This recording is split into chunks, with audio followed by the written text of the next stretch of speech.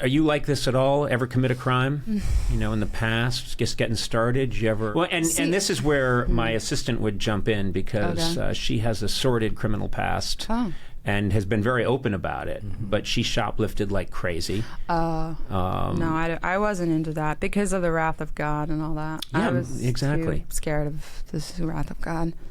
No, I didn't want to sin growing up. But I would say if I ever committed crimes, it was mostly vandalism. That was my thing. Really?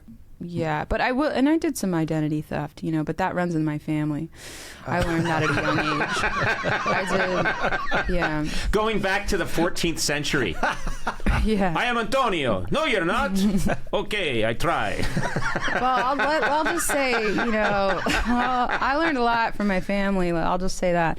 But what kind of vandalism would you do? Well, I grew up in Delaware, in Wilmington, Delaware, and there were a lot of. It's a really interesting place to grow up because you're kind of there's this presence of the DuPont era of things always, and so there's always I would never vandalize things that were, I think, new or nice. It was always like going to the old, DuPont experimental station or the mill factory, the abandoned mill, mill or whatever, and throwing bricks in the windows. And we would grow up around a lot of those new suburban developments, where they were always building the new cookie cutter houses or whatever. And I would go in there and I would take nails and I would write messages to the construction workers "You'll die," in nails, to make it seem like a ghost. Wait, are you lying them out or are you hammering them in? No, I would just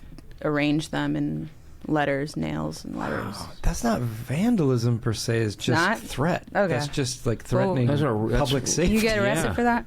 Trespassing.